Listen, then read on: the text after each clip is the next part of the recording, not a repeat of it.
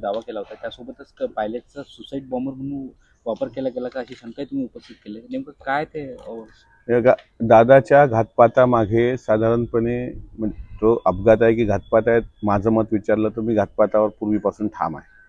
प्रश्न असा आहे की घातपात करण्यामागचं प्रमुख जर काही त्याच्यामधलं काही असेल फोकस तर तो आहे विमान.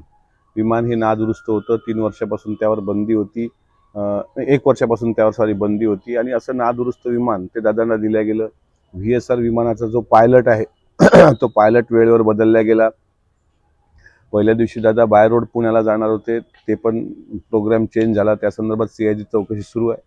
VSR कंपनीच्या पायलटचा 50-50 कोटीचा विमा हा डिसेंबर 2025 मध्ये काढला गेल्याची बातमी आम्हाला समजली आणि तो विमा काढल्यानंतर काही दिवसातच ह्या घडामोडी घडल्या.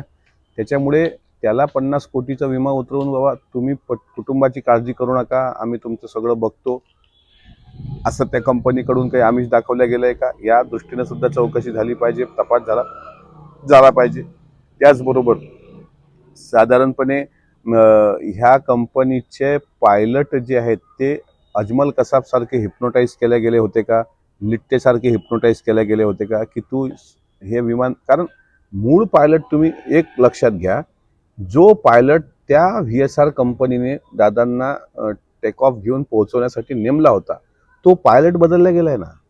तो जो पायलट होता आणि कपूर नावाचा पायलट तिथं आणला गेला. बरं, कपूर जिवंत असल्याचं त्याची पत्नी सांगते आहे. त्याच्यामुळं पायलट सुद्धा हिप्नोटाईज केला जाऊ शकतो का, ह्या दृष्टीनं चौकशी झाली पाहिजे. कदाचित माझं बोलणं अनेकांना हास्यास्पद वाटेल, कदाचित अनेक लोक त्यावर वेगळं मत प्रकट करतील, पण बारकावे यातले शोधल्याच गेले पाहिजे. त्यामुळे मला ही पण शंका आहे की VSR कंपनीचा या घातपातामध्ये मोठा सहभाग असण्याची शक्यता नाकारता येत नाही.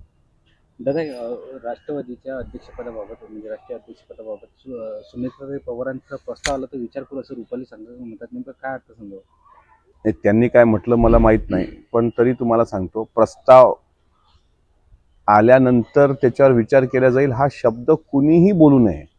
पक्षाच्या वरिष्ठ नेत्यांनी बोलू नये, पक्षाच्या आमदारांनी बोलू नये आणि आणखी कोणी बोलू नये. पक्षाच्या सर्वसामान्य कार्यकर्त्याची आणि महाराष्ट्राची ही जनभावना आहे की अजित दादा राष्ट्रीय अध्यक्ष होते, आज दादा दुर्दैवानं आपल्यामध्ये नाहीत आणि ती जागा फक्त सुनेत्रा वहिनींचीच आहे, त्याच त्या जागेच्या हकदार आणि उत्तराधिकारी आहेत.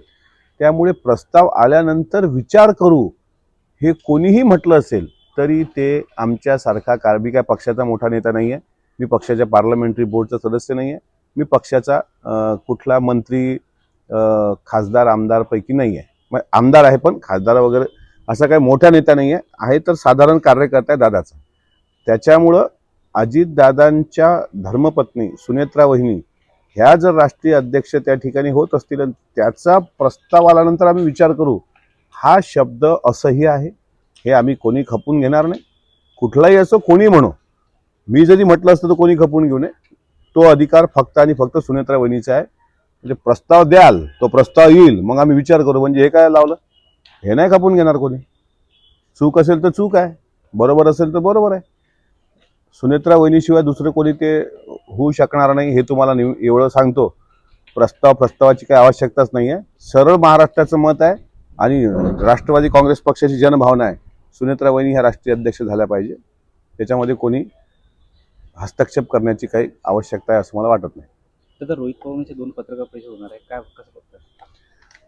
काल त्यांचा पत्रकारांशी संवाद मी ऐकला. त्याच्यामध्ये त्यांनी सांगितलं 10 फेब्रुवारीला ते दादांच्या अपघाती जो मृत्यू झाला विमान अपघातामध्ये गोजूबावीचा, त्याबद्दल ते काही पुरावे दाखवणार आहेत. त्या पत्रकार परिषदेकडे महाराष्ट्रासह देशाचं लक्ष लागलेलं आहे. आम्हालाही ती पत्रकार परिषद बघायची आहे की नेमकं काय पुरावे त्यांच्याकडे आहेत.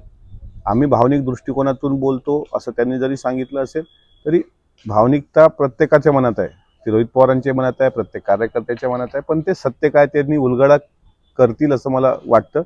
त्या पत्रकार परिषदेमध्ये हे कुणी कार्यक्रम बदलला, कोण दादाला भेटलं होतं, पहिल्या दिवशी दादाचा नियोजित दौरा कसा होता, दुसऱ्या दिवशी अचानक विमानात दौरा कसा झाला, त्याच्यानंतर दादांच्या सोबत कोण होतं, एकूण 6 लोक बसले होते की 5 होते, या सगळ्या गोष्टी ते बोलतील असं मला त्यांच्या एकंदरीत बोलण्यावरून कळतंय. 12 तारखेला मात्र पक्षाच्या विलिनीकरणासंदर्भात दादांनी त्यांना काय सांगितलं होतं किंवा दादांनी पवार साहेबांसोबत काय संवाद साधला होता याबाबत पण ते गौप्यस्फोट करणार आहेत. त्यामुळे पत्रकार परिषद त्यांची पाहावी लागेल. आणि तुम्हाला आणखी सांगतो, रोहित पवार हे एका वेगळ्या पक्षाचे आमदार आहेत, मी राष्ट्रवादी काँग्रेस पक्षाचा आमदार आहे. पण आज जरी आम्ही वेगवेगळ्या पक्षात काम करत असलो तरी आधारवड जे आदरणीय पवार साहेब आहेत, पवार साहेब आता त्या कुटुंबाचे कुटुंब प्रमुख आहेत, तसेच राष्ट्रवादी काँग्रेस पक्षाच्या प्रत्येक सदस्याचे कार्यकर्त्याचे ते कुटुंब प्रमुख आहेत. म्हणून आम्ही खंबीरपणे आदरणीय पवार साहेबांच्या सोबत आहोत. मी स्वतः आहे. रोहित पवार जी काही भूमिका घेत असतील, अजितदादांच्या संदर्भातले जे काही गोष्टी असतील त्यात 100% आम्ही त्यांच्यासोबत आहोत. त्याच्यामुळे आम्हाला राजकीय फार अपेक्षा आमच्या नाहीत. आमचे काय मोठे पतसंस्था, साखर कारखाने, बँका असं काही नाही आहे. त्याच्यामुळे अजितदादांच्या कुटुंबामध्ये त्या कुटुंबातले सदस्य म्हणून आम्ही सगळे त्या निर्णयासोबत सहमत राहू. मग त्यांचं 12 तारखेची पत्रकार परिषद आणि 10 तारखेची पत्रकार परिषद, दोन्ही पत्रकार परिषदा महाराष्ट्राच्या दृष्टिकोनातून महत्त्वाची आहे. आणि मी तुम्हाला सांगतो, घातपात करणारा, परत तुमच्या चॅनलवर सांगतो की असा कोणी मास्टर माइंड निघाला तर पुढं त्याचे काय परिणाम त्याला भोगावे लागतील हे त्यांनी कल्पनाही केली नसेल. त्याचे फार गंभीर परिणाम भोगावे लागतील. कारण आता आम्हाला अजिबात सूचना असं झालंय, दादा गेल्याचं दुःख किंवा ते दादा गेले असं अजूनही मन मानायला तयार नाही आहे. त्याच्यामुळे साधारणपणे एक गोष्ट लक्षात घ्या, पत्रकार परिषद झाल्यानंतर मी स्वतः तुम्हाला त्याबाबत बोलवून सविस्तर चर्चा करेल.